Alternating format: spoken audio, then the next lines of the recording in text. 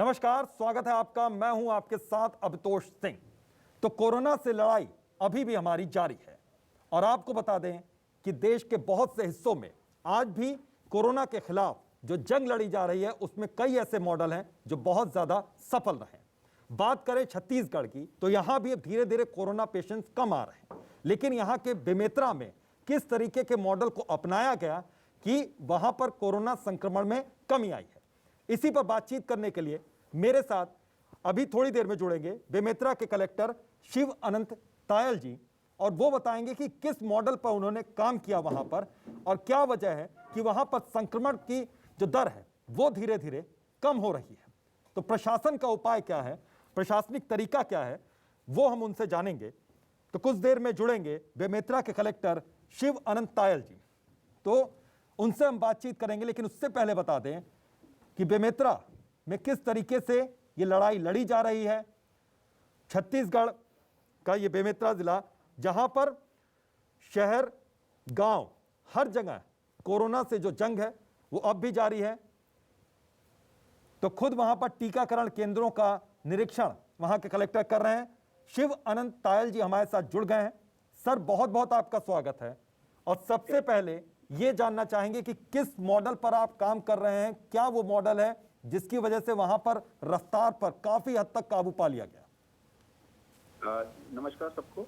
जी, यहाँ बेमेतरा जिला में जो प्रथम अभी जो चरण आया था, वेव जो आई थी, इसमें शुरू में फर्स्ट वीक ऑफ अप्रैल में बहुत ज्यादा केसेस आ गए, क्योंकि हमारा जो बॉर्डर है महाराष्ट्र के करीब है और अधिकतम केसेस नागपुर साइड से और दुर्ग और राजनांदगांव साइड से इधर को आ रहे थे।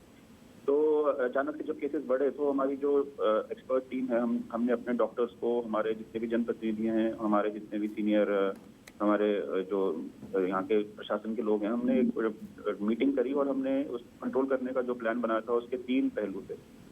पहला पहलू था कि क्लिनिकल मैनेजमेंट अच्छे से की जाए और होम आइसोलेशन और जो वैक्सीनेशन का चल रहा है उसको कहीं पे भी जो है डिस्टर्ब ना किया जाए। और जो साथ में तीसरा जो है टेस्टिंग हमारा तीसरा, वो भी मतलब उसको ट्रेंड देखने के लिए वो भी चलता है जी।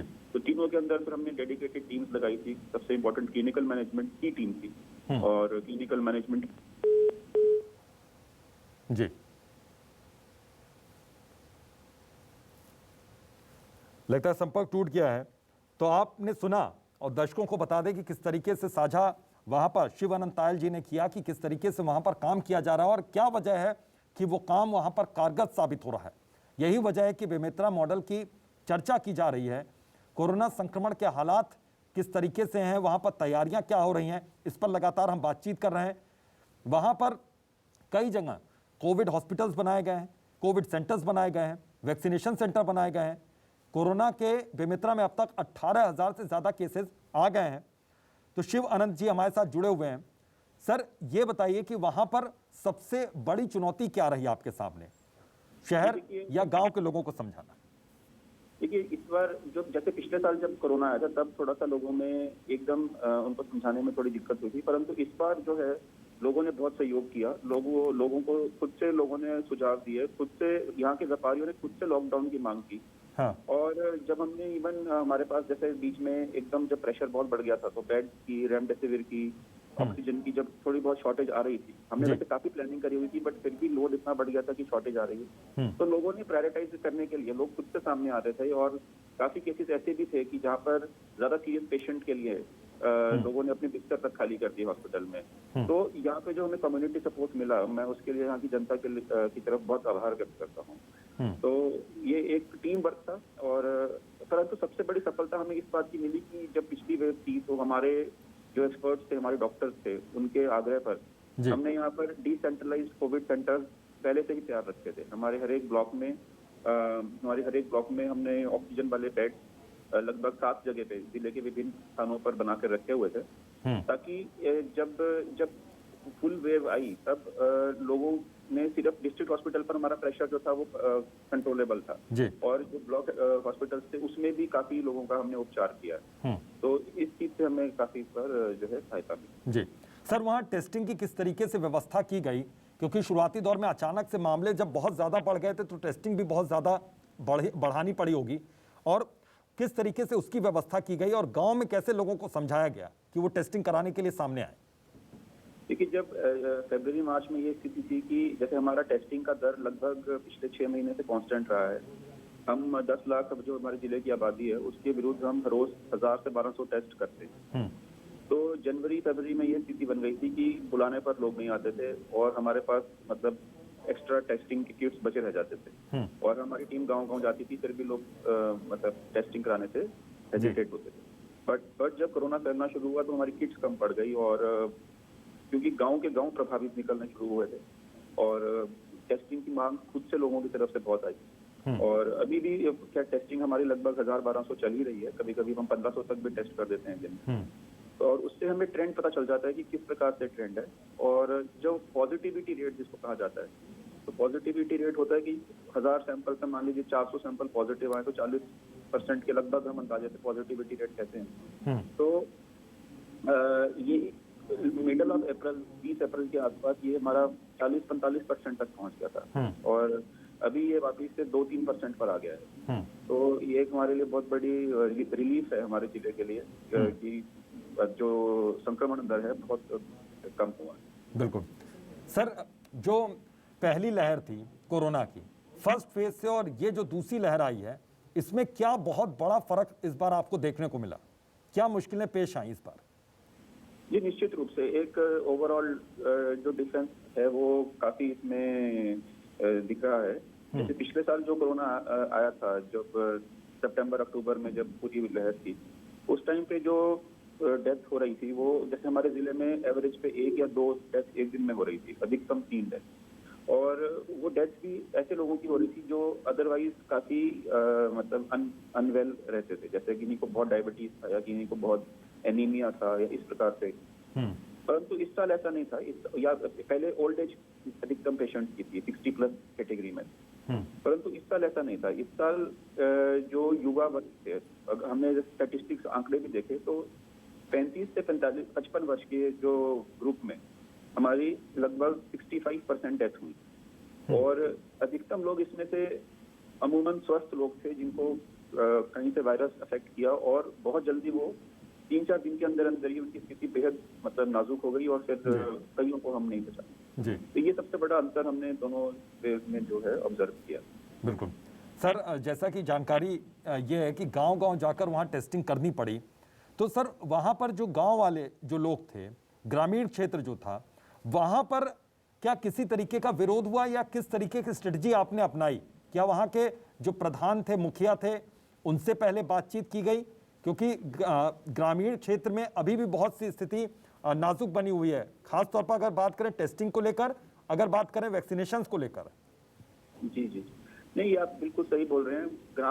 गाँव में जो स्थिति रहती है, देखिए गाँव में हमारी टीम बिना सरपंच के साथ और सियान लोग के साथ चर्चा के नहीं जाती है जी, क्योंकि हम कोई भी काम ऐसा नहीं करना चाहते कि जिससे जनता को जबरदस्ती प्रकार टाइप का कुछ एहसास हो जी। तो टेस्टिंग में कई, जैसे जब कोरोना बहुत ज्यादा फैल गया था तब लोगों ने हमें खुद ही हमारी टीम को बुलाया कि भाई टेस्ट कीजिए, और तब एक ट्रेंड ऐसा भी आ रहा था कि अगर एक घर में एक पॉजिटिव आ रहा तो अमूमन जितने भी सदस्य थे सभी का टेस्ट पॉजिटिव निकल रहा जी। तो इस तब अगर फिर ऐसा भी माहौल बन गया कि गांव में अगर 1-2 घरों में पॉजिटिव आ रहे हैं तो फिर अधिकतम लोग मांग कर रहे थे कि हमारा भी टेस्ट करिए। बिल्कुल, तो स्थिति पिछली बार से बहुत ज्यादा अलग थी और ग्रामीण क्षेत्रों में लोगों ने मांग की खुद सामने आकर कि उनकी टेस्टिंग की जाए, और लगातार ये कोशिश हमारी जानने की हो रही है कि किस तरीके से वहां पर मुश्किल हालात थे और उन मुश्किल हालातों से जूझकर प्रशासन ने किस तरीके से व्यवस्था को चाक चौबंद किया कि आज संक्रमण की जो रफ्तार है बहुत ज्यादा धीमी पड़ी। संक्रमित केसेस जो हैं, कोविड पॉजिटिव के जो केसेस हैं वो कम आने लगे हैं। वहां पर वहां के जो कलेक्टर हैं बेमेतरा के, शिव अनंत तायल, वो खुद जा रहे हैं, कोविड सेंटर्स का निरीक्षण कर रहे हैं, वहां डॉक्टर्स की क्या परेशानी है, वहां के मरीजों की क्या परेशानी है, वो भी वो जानने की कोशिश लगातार कर रहे हैं। और जो नए कोविड सेंटर्स भी बन रहे हैं वहां पर भी वो खुद जाकर निरीक्षण कर रहे हैं। तो रिकवरी जो रेट है यहां पर 98% है, 98% रिकवरी रेट, और बेमेतरा में अब तक 55% लोगों को वैक्सीन लग चुकी है। तो शिव अनंत जी, सर ये समझाइए कि वहां पर जो सामाजिक संस्थाएं हैं, सामाजिक संगठन हैं, वो किस तरीके से मदद के लिए सामने आए, वहां के स्थानीय जो बाजार के जो नेता या मुखिया कहे जाते हैं वो किस तरीके से सामने आए और उनका सहयोग कैसे मिला प्रशासन को? जी जी, देखिए इस बार जब कोरोना शुरू में फैलना स्टार्ट हुआ, लगभग फर्स्ट वीक ऑफ अप्रैल में, तब हमारे पास यहाँ के स्थानीय व्यापारी लोग खुद से ही एक अपना प्रतिनिधि मंडल लेकर आए और उन्होंने खुद से ही एक लॉकडाउन की मांग करी, जो हमारे लिए सुखद आश्चर्य था, क्योंकि अक्सर ये होता है कि जब लॉकडाउन लगाते हैं तो व्यापारी लोग थोड़ा सा परेशान होते हैं, क्योंकि उनका जो जीविका है उसमें प्रभाव पड़ता है। और लोगों ने खुद से मांग की कि जहाँ भी लोग एक पर लॉकडाउन लगाया जाए। तो हमारा जो जिला था वो प्रदेश के पहले कुछ जिलों में था जहाँ पर हमने मतलब अपने लोकल परामर्श से लॉकडाउन लगाया था, और लॉकडाउन का प्रभाव भी काफी अच्छा पड़ा, क्योंकि जो चेन बनती है वायरस की वो उससे रुक गई। और दूसरा, जो वैक्सीनेशन और टेस्टिंग में, विशेष रूप से वैक्सीनेशन में बीच बीच में अफवाहें फैल जाती हैं या कई बार लोगों में डर फैल जाता है किसी भ्रांति के कारण, जैसे कि कई बार किसी की अगर किसी और कारण से भी डेथ हो गई तो कई बार अफवाह फैल जाती है कि वैक्सीन लगाकर डेथ हुई है। तो उस केस में हमने यहाँ के सियान लोगों से, सरपंचों से, समाज प्रमुखों से भी बैठक ऑर्गेनाइज करवाई हुई है, और ये मैसेज बल्कि उन लोगों ने जो विभिन्न समाजों के सीनियर लोग हैं उनका हमने अलग से कैंप करवा के उनको भी वैक्सीनेशन लगवाई, पत्रकारों को हमने करवाया, हमने खुद भी, हमारी पूरी टीम ने वैक्सीनेशन लगवाई, ताकि किसी भी प्रकार का भ्रम ना लोगों में रहे कि इससे कुछ नेगेटिव प्रभाव पड़ रहा है, क्योंकि वो लोगों का विश्वास जीतना सबसे महत्वपूर्ण काम है वैक्सीनेशन के लिए, और सभी लोग ज्यादा इस अभियान में हमारे साथ जुड़े। जी बिल्कुल। तो अभी 55% लोगों को बताया जा रहा है कि वहां पर वैक्सीन लग गई। तो गांव में सर क्या व्यवस्था है वैक्सीनेशन की, और वहां पर क्या सेंटर्स जो हैं वो किस तरीके से बनाए गए हैं, और उनकी इजाजत वहां पर ग्रामीण और जो पंचायतें हैं और जो प्रधान हैं वो किस तरीके से दे रहे हैं, क्योंकि वैक्सीनेशन को लेकर खुलकर सामने आने में अभी भी वक्त लग रहा है। क्या ये मुश्किलें आ रही हैं आपके सामने? जी, कुछ प्रकार की मुश्किलें आती हैं। अभी वैसे हमने 5 पंचायतों के पीछे एक सेंटर बनाया है, और लगभग हमारे जिले में 100 सेंटर के करीब हमारे तैयार हो चुके हैं, सेशन साइट जिनको बोला जाता है जी। और जैसे जैसे सरकार की गाइडलाइन आती है, जैसे पहले 60+ था, फिर 45+ था, फिर 18 से 45 के बीच में था, तो हर एक प्रकार की गाइडलाइन को हम पालन करते हुए हमने अपनी टीम्स वहाँ पर तैनात की हुई हैं। विभिन्न विभागों के लोगों को हमने ड्यूटी पे लगाया है, ताकि मतलब पैरेलल में, जैसे एक सेंटर में कई बार ज्यादा रश होता है तो पैरेलल में 3 या 4 काउंटर हमारे चलते रहते हैं, और सबका डॉक्यूमेंटेशन, सबका मतलब डोजेज का रिकॉर्ड रखना, एक भी डोज वेस्ट ना हो, इन प्रकार की चीजों के लिए हमने विशेष रूप से ट्रेनिंग दी है, और हमारा जो हेल्थ स्टाफ है उन्होंने बहुत इसमें अच्छा काम किया है। मैं इसमें विशेष रूप से जो हमारी ANM दीदी रहते हैं जो इंजेक्शन लगाते हैं, उनको विशेष रूप से मैं थैंक यू बोलता हूँ, क्योंकि उन्होंने मतलब इतने लोगों के संपर्क में आकर सबको अच्छे से डोज लगाई। बिल्कुल सर, बहुत सी शिकायतें भी आई होंगी इस बीच में, क्योंकि हर गांव के साथ इंसाफ हो सके ये भी बड़ा मुश्किल काम हो जाता है, कहीं कम कहीं ज्यादा होगा जरूर। तो किस तरीके से इन शिकायतों का निपटारा किया गया? क्या कोई हेल्पलाइन बनाई गई, इसके लिए हेल्पलाइन नंबर कोई दिया गया, या फिर किस तरीके से आप तक शिकायतें ये पहुंची, इसका क्या तरीका रहा? हमारी एक्चुअली जो जिले की हेल्पलाइन तो है ही, और इसके अलावा हमने जिला स्तर के अधिकारियों को कुछ विशेष ड्यूटीज भी दी थी जी। जैसे हमारे एक जिला स्तर के एग्जीक्यूटिव इंजीनियर थे, जो एक पूरा स्टोर, जो दवाइयों का स्टोर है, जो अदरवाइज एक जूनियर लेवल का हेल्थ डिपार्टमेंट का वर्कर देखता है, उसको हमने सीनियर EE लेवल ऑफिसर को दिया था, ताकि एक इंजेक्शन का, एक दवाई का हिसाब रखा जाए। ऐसे ही जो हमारे पास व्हीकल्स हैं, ताकि अगर रात को 24 घंटे ड्यूटी अलग अलग शिफ्ट्स में लगाई गई थी व्हीकल्स की, एक्स्ट्रा ड्राइवर रखे गए थे, ताकि कहीं पे भी इमरजेंसी में एम्बुलेंस चाहिए तो हम भेजने के लिए सक्षम रहें जी। शव वाहनों के बीच में कमी पड़ रही थी और लोग प्राइवेट में गाड़ी देते नहीं है शव वाहन के लिए, उसके लिए हमने विशेष व्यवस्था की थी परमिशन के लिए। तो इस प्रकार के लिए हम पूरा प्रशासन इसमें जुड़ा हुआ था, क्योंकि सबका एक ही मतलब तरफ ध्यान था, और सबके नंबर हमने पब्लिक किए हुए थे, ताकि किसी प्रकार की अगर सुविधा चाहिए तो लोग हमारे 24 आवर्स तैनात थे, और हमारे स्टाफ ने भी और जनता ने भी बहुत अच्छा इसमें कोऑपरेशन दिखाया और पूरा कंट्रीब्यूट किया जी। सर, एक चीज और जानना चाहेंगे कि ब्लैक फंगस को लेकर क्या तैयारियां हैं आपकी, क्योंकि ब्लैक फंगस भी एक महामारी के तौर पर लगातार फैल रहा है और उससे भी मुश्किल हालात पैदा हो रहे हैं, जो पेशेंट ठीक हो जा रहे हैं उनकी भी मुश्किलें बढ़ी हुई हैं। बिल्कुल सही बोला आपने। अभी ब्लैक फंगस के हमारे जिले में एक केस तो कंफर्म जो आइडेंटिफाई हुआ है, और डेथ भी हुई है, उनकी डेथ जिले के बाहर हुई है, पर मतलब जिले में एक तरह से उसका एंट्री हो चुका है कहीं पे। जी। हमारा भी जो प्रायोरिटी है वो हमने अपने सारे स्वास्थ्य केंद्रों की हमने सैनिटाइजेशन और फ्यूमिगेशन हम बहुत रूटीनली कराते हैं। उसके ऊपर हमारा मेन फोकस रहता है। और जैसे कि गवर्नमेंट गाइडलाइंस मिलती हैं उसके ऊपर हम अभी बिल्कुल सख्त पालन उनका कर रहे हैं। कि जैसे कोई भी वेंटिलेटर का सिस्टम है या कोई भी पाइपलाइंस हैं, पाइप्स हैं, जहाँ से भी, या मास्क हैं या कुछ भी हैं जहाँ से इन्फेक्शन या इस प्रकार का कोई फंगस फैलने का संभावना है, तो उसका सही तरीके से डिस्पोजल और रीयूज ना हो, इन चीज़ों के ऊपर, छोटी छोटी चीज़ों के ऊपर हम बहुत ध्यान दे रहे हैं। और जो इसकी दवाइयाँ हैं उसके लिए भी हमने विशेष ऑर्डर प्लेस किया हुआ है। कुछ दवाइयाँ हमारे पास हमने रिजर्व में भी रखी हुई हैं और प्रयास कर रहे हैं कि हमारे पास स्टॉक पूरा रहे किसी भी प्रकार की इमरजेंसी से निपटने के लिए। परंतु अभी तक जैसे जैसे गवर्नमेंट की गाइडलाइन रहेगी हम उसी के हिसाब से रिएक्शन अपना करेंगे। बिल्कुल सर, लॉकडाउन की स्थिति में मुश्किलें उन लोगों के सामने बहुत ज़्यादा हुई जिनके सामने हर रोज़ जो कमाते थे और उसके बाद वो खाते थे, तो उनकी रोजी रोटी की किस तरीके से व्यवस्था की गई, अनाज कैसे पहुंचाया गया, प्रशासन ने इसके लिए क्या व्यवस्था की थी और क्या व्यवस्था अभी भी चल रही है वहां पर? देखिए, एक्चुअली ये बिल्कुल सही बात है कि जो लोग डेली वेज पे गुजारा करते हैं उनके लिए बहुत मुश्किल हो जाती है। और स्पेशली जो ठेले वाले हैं उनका अभी भी लॉकडाउन में उनको हम परमिशन नहीं दे पा रहे हैं, या जैसे बार्बर शॉप्स हैं और जिस प्रकार की जो इस प्रकार की गतिविधियां उनको हम अभी तक परमिशन नहीं दे पा रहे हैं। तो इनके लिए वैसे हमने पिछली बार सबको इनके लिए ये राशन कार्ड बनवाए थे, विशेष प्रावधान था। और बहुत लिबरल हैं हम कि कोई भी व्यक्ति अगर मतलब नीडी है तो उसको हम किसी न किसी कैटेगरी में राशन कार्ड देने का पूरा प्रयास करते हैं जी। और बाकी सामाजिक संगठन भी बहुत सामने आए हैं इस चीज़ के लिए कि किसी को भी बेसिक नेसेसिटी के लिए परेशानी ना आए।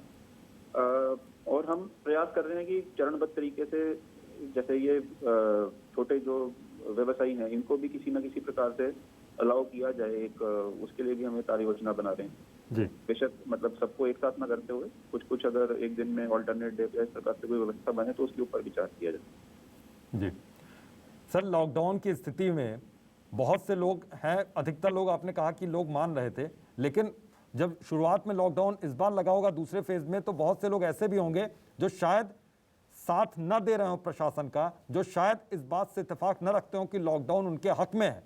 उनको किस तरीके से समझाया गया, क्योंकि बहुत मुश्किल काम, सबसे मुश्किल काम यही रहा होगा? देखिए, इसके लिए वैसे सामाजिक प्रेशर बहुत ज्यादा था, पर ऐसे केसेस बहुत कम आए, पर आए जरूर। तो इधर फिर हमारे जो पुलिस प्रशासन था उनकी रेगुलर पेट्रोलिंग और उनका रेगुलर मॉनिटरिंग, हमारा राजस्व प्रशासन जो है, हमारे एसडीएम्स, हमारे तहसीलदार, हमारे नगरीय प्रशासन के जो निरीक्षक रहते हैं, सबने इसमें योगदान जरूर दिया है, इंस्पेक्शन की हैं।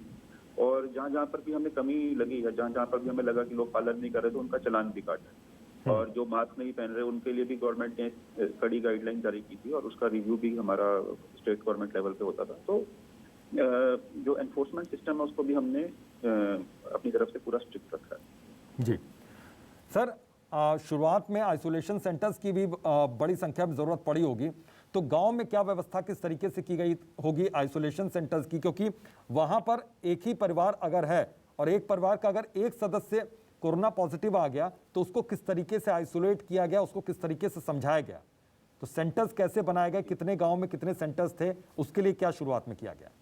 जी देखिए, इस बार क्योंकि संक्रमण इतना ज़्यादा फैल गया था कि दसों हजारों में मतलब हमारे पॉजिटिव एक बार में निकलना शुरू हो गए थे। तो इसमें एक एक घर को कंटेनमेंट बनाना संभव नहीं था। पिछली बार जैसे हुआ था तब हम एक एक घर को कंटेनमेंट बनाते थे, जहाँ पर भी केस निकल रहा है उसके आसपास पूरा सील करते थे इत्यादि। तो इस बार हमने ये प्रयास किया था कि जहाँ जहाँ पे भी हमारे बल्क में केसेस निकल रहे हैं उनको फिर हमने माइक्रो कंटेनमेंट जोन की तरह घोषित किया था कि लोग आना जाना ना करें। और पूरा कॉन्टैक्ट ट्रेसिंग की हमारे पूरा अलग से एक टीम बनी हुई है जो अभी भी कार्यरत है, कि जहाँ पे भी पॉजिटिव निकलते हैं तो उसके आसपास पूरा ट्रेंड स्टडी किया जाता है और संक्रमण किस प्रकार का है, माइल्ड है, मॉडरेट है, सीवियर है, कितने लोगों को हुआ है, तो उसके हिसाब से फिर हम वहाँ पर जो है प्रतिबंध और पाबंदियाँ जो है घोषित करते हैं। बिल्कुल जी सर, एक कोविड फंड की भी बात हुई कि आपने कोविड फंड भी वहां पर बनवाया था, तो उस फंड का इस्तेमाल किस तरीके से वहां पर किया जा रहा है और किन लोगों को उससे लाभ मिल रहा है? क्या सिर्फ मरीजों को या उनके परिजनों को भी लाभ इससे मिल रहा है, या फिर रोजमर्रा की जिंदगी में जिनके रोजी रोटी की समस्या जिनके सामने थी उनको इससे फायदा मिल रहा है? जी बिल्कुल, यहाँ पर हमने कोविड रिलीफ फंड एक बनाया था जिले में। उसमें हमारे जो जिले के व्यापारी हैं या विभिन्न समाज सेवी हैं, आम नागरिक हैं, हमारे जनप्रतिनिधि हैं, सबने उसमें बहुत अच्छे से दिल खोल के कंट्रीब्यूट किया है। और वो जो फंड है उससे हमने जो समय समय पर हमारी नेसेसिटीज होती हैं वो हमने उससे उपलब्ध करवाई हैं। हमने अपने हॉस्पिटल्स में सभी मरीजों को, उनके अटेंडेंट्स को, हमारे वर्कर्स को, सबको हमने तीनों समय का भोजन, अच्छा पौष्टिक भोजन, और ये पिछले 2 महीने से चल रहा है, पिछले साल भी काफी देर हमने इनको करवाया, सबको अच्छे वो पूरा सुनिश्चित करवाया गया है। फिर हमारे जो व्हीकल्स होते हैं, जो एम्बुलेंसेस हैं, और उसका जो तेल का खर्चा है, जो रनिंग खर्चे हैं वो बहुत ज्यादा होते हैं, तो उसमें इन जो ये फंड थे उसका बहुत सहयोग मिला। बीच में दवाइयाँ कुछ थी जो हमें मतलब अलग से ऑर्डर करनी पड़ी। बाईपैप्स मशीन हमने काफी मंगवाई। बाईपैप्स मशीन एक प्रकार का वेंटिलेटर होता है। तो इस प्रकार से काफी चीजें जो है उस फंड से की गई हैं, और पूरा जो हमारा एक कमेटी बैठती है जो पूरे फंड का मतलब अच्छे से हिसाब करके किसी भी प्रकार से उसका दुरुपयोग ना हो और एकदम पारदर्शी तरीके से वो जनता के भले के लिए उपयोग किया जाए। और पिछले साल हमने जब हमारे यहाँ पर जिले में पलायन हो रहा था तो हमने इवन हमारे पास जितने भी मजदूरों से रिक्वेस्ट आती थी जो अदर स्टेट में थे, तो हम इस फंड से उनको कुछ राहत राशि भी पहुंचाएं। सब मतलब जैसे आंध्र प्रदेश में कोई फंसे हुए हैं, कोई महाराष्ट्र में, कोई उत्तर प्रदेश में, कोई जम्मू कश्मीर में, तो सबको 1000 रुपए, 2-2000 रुपए पूरा हमने वो एक मतलब कैलकुलेशन के हिसाब से कितने सदस्य हैं तो उनको हमने राहत राशि ऑनलाइन भी सबको ट्रांसफर जी, तो इस प्रकार से इस फंड को यूज किया। जी सर, सबसे पहले जिला अस्पताल को किस तरीके से मजबूत आपने बनाया, क्योंकि इस बार की जो लहर थी वो वाकई बहुत ज्यादा खतरनाक थी और स्थिति बहुत ज्यादा बिगड़ी हुई थी, तो इस स्थिति को संभालने के लिए जिला अस्पताल में किस लेवल पर तैयारी शुरू की और आज कहां पर जाकर खड़ा हुआ है जिला अस्पताल? ये हमारा जिला अस्पताल, मुझे कहते हुए गर्व है कि इसमें हमने लगभग 150 बेड ऑक्सीजनेटेड की व्यवस्था पिछली वेव में करवा के रख ली थी, जो इस बार बहुत काम आई। हमारे जिले में एक अनयूज्ड 2 बिल्डिंग्स हमारी थी जो अनयूज्ड पड़ी हुई थी, उनको हमने पूरा रेनोवेट करके उसमें ऑक्सीजन पाइपलाइन लगवा ली थी। और इस बार लगभग 1200 के करीब पेशेंट्स उस फैसिलिटी को यूज किए हैं और काफी लोगों को उससे लाभ हुआ है जी। इसके अलावा जो जितने भी हमारे पूरा इंफ्रास्ट्रक्चर इन जनरल रेनोवेट करने के लिए हमने एक प्रोजेक्ट इसमें अप्रूव किया था लोकल स्तर पे ही, और अपने पूरे हॉस्पिटल के अंदर जहाँ पे भी मॉर्चुरी की व्यवस्था नहीं थी तो मॉर्चुरी बनवाई। 1-2 मशीन वहाँ पर कम थी तो उनको हमने परचेज किया, वेंटिलेटर नए खरीद के लगवाए। और अभी हमारा एक प्रोसीजर जो है वो एक प्रोसेस हमारा अभी पाइपलाइन में है, वो सीटी स्कैन मशीन को उपलब्ध कराने का, उसको भी हमने टेंडर आउट किया हुआ है और उसको भी हम जल्द में उपलब्ध कराएंगे, क्योंकि जिले में अभी तक हमारे पास सरकारी सिस्टम में सीटी स्कैन मशीन नहीं। तो इस प्रकार से हमने प्रयास किया है कि पूरा सिस्टम जो है उसको आधुनिक और अद्यतन करें। बिल्कुल। हमने dedicated ambulances, life support system के साथ भी पिछली ही लहर में हमने क्रय करवा ली थी। तो इस प्रकार से सारी सुविधा हमारे पास हॉस्पिटल में आज की डेट में उपलब्ध है। बिल्कुल सर, एक चीज़ और जानना चाहेंगे कि जो डॉक्टर्स हैं वहाँ पर, चाहे वो सरकारी अस्पताल में डॉक्टर्स हो या दूसरे सेंटर्स पे हों जो डॉक्टर्स, वो भारी मानसिक दबाव में चल रहे हैं।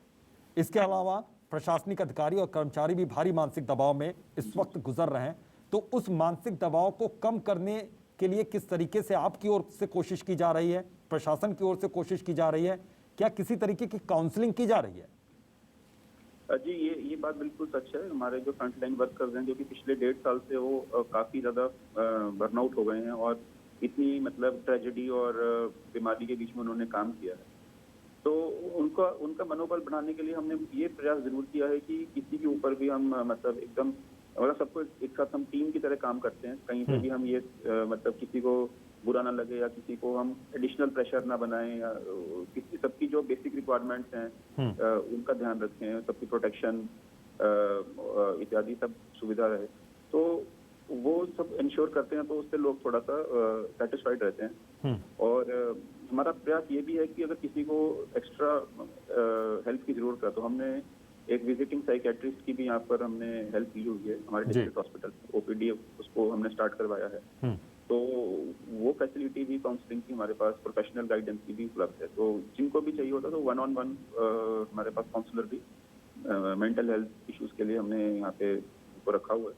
तो और जितने भी केस बाय केस कोई भी किसी को अगर कोई भी रिक्वायरमेंट होती है तो उसको हम प्रायोरिटी पर पूरा करने का प्रयास करते जी सर, बहुत से कोविड पेशेंट हैं और जिनको अस्पताल आने की ज़रूरत नहीं है, घर पर ही वो आइसोलेशन में रहकर वो ठीक हो सकते हैं, तो उनके लिए किस तरीके से काउंसलिंग की व्यवस्था की गई थी प्रशासन की ओर से, और डॉक्टर्स किस तरीके से इसमें कंट्रीब्यूट कर रहे हैं, प्रशासन किस तरीके से कंट्रीब्यूट कर रहा है, उसके लिए क्या तैयारियां की गई थी?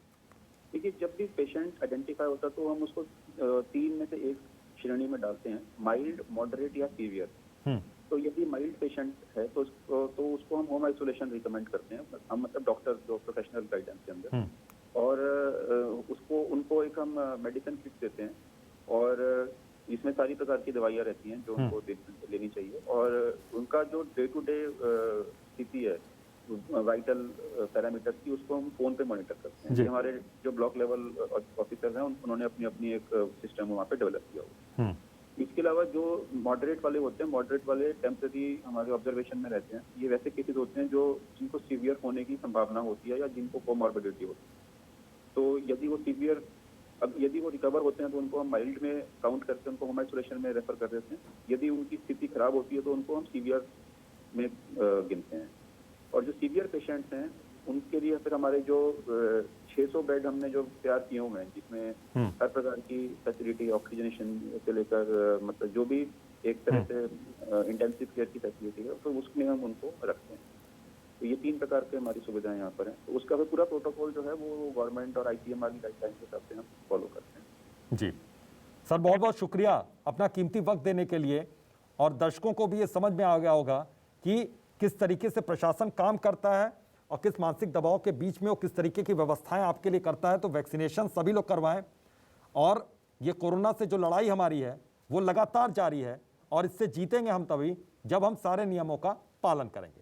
बहरहाल अभी के लिए इतना ही, दीजिए इजाजत, नमस्कार।